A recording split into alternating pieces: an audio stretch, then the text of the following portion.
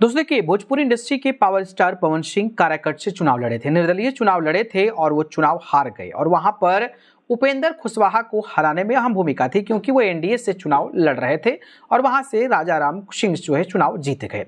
अब सवाल ये है कि इन चुनाव से पहले, यानी कि विधानसभा चुनाव से पहले, पवन सिंह एक बार फिर से बीजेपी में शामिल हो गए और बिहार में स्टार कैंपेनर के रूप में काम किया और बिहार में उनके तमाम जो क्षेत्रों पर जहां गए हुए थे वहां पर काफी ज्यादा मात्रा में विधायक भी जीते। अब उसके बाद पवन सिंह लगातार अपने राजनीतिक करियर को लेकर आगे बढ़ रहे हैं। वाई कैटेगरी सिक्योरिटी के साथ साथ उनको जो है अलग अलग जगहों पर स्टार कैंपेनर के तौर पर पेश किया जा रहा है। लेकिन अब सवाल यह है कि क्या सच में पवन सिंह राज्यसभा जाएंगे?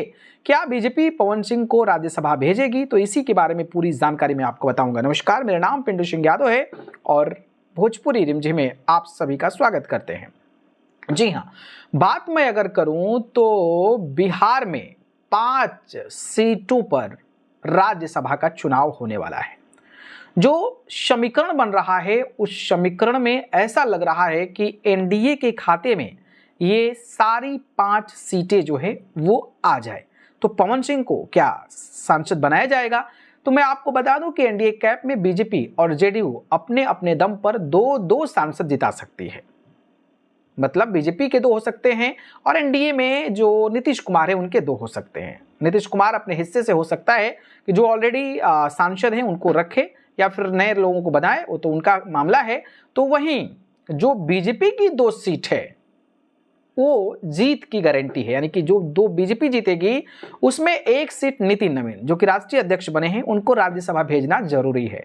तो माना जा रहा है कि 1 सीट से राज्यसभा वो जा सकते हैं।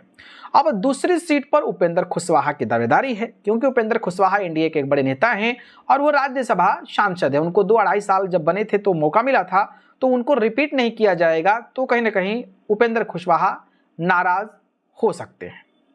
तो माना यह जा रहा है कि उपेंद्र कुशवाहा को ही कहीं ना कहीं जो है उनको भेजा जा सकता है, नहीं तो चिराग पासवान की मां को लेकर भी चर्चाएं हो रही है। तो जब 2 सीटें बीजेपी एक तो नितिन नवीन को दे देगी और एक उपेंद्र कुशवाहा को खुश करने के लिए दे देगी, तो फिर पवन सिंह का तो चांस ही नहीं है। और मुझे भी नहीं लगता है कि पवन सिंह को राज्यसभा सांसद जो है वो बीजेपी बनाएगी, मुझे जहां तक लगता है। बाकी आपको क्या लगता है, क्या सच में बीजेपी बनाएगी?